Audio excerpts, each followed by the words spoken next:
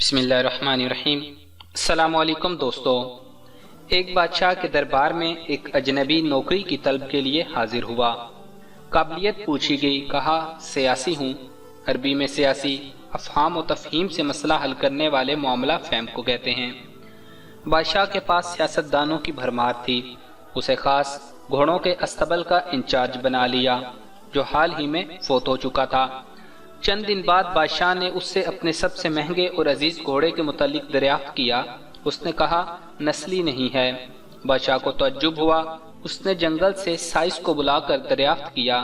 اس نے بتایا گھوڑا نسلی ہے لیکن اس کی پیدائش پر اس کی ماں مر گئی تھی۔ یہ ایک گائے کا دودھ پی کر اس کے ساتھ پلا ہے۔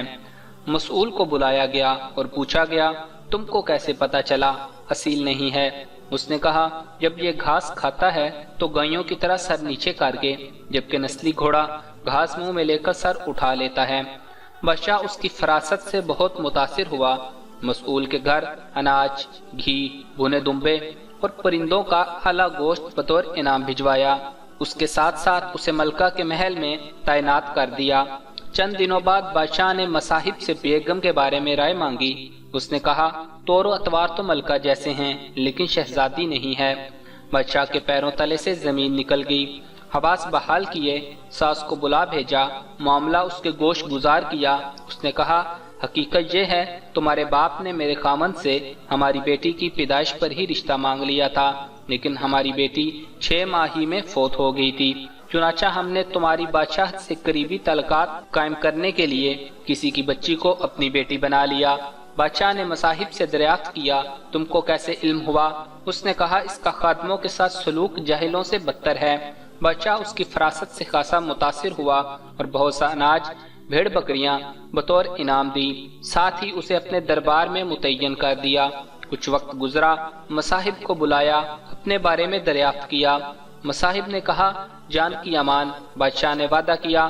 اس نے کہا نہ تو تم بادشاہ زادے ہو نہ تمہارا چلن بادشاہوں والا ہے۔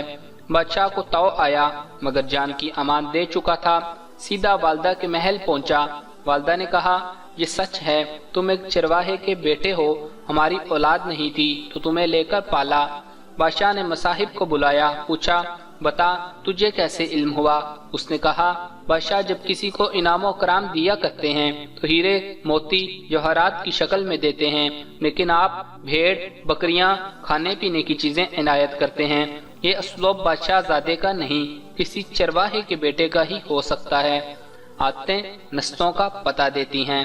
عادات، اخلاق اور طرز عمل خون اور نسل دونوں کی پہچان کرا دیتے ہیں۔ ویڈیو اچھی لگے تو لائک کریں، کمنٹ کریں، شیئر کریں، اور اگر ابھی تک آپ نے ہمارا چینل سبسکرائب نہیں کیا تو ہمارا چینل سبسکرائب کریں اور گھنٹی کا بٹن دبانا مت بھولیے گا۔ جزاک اللہ۔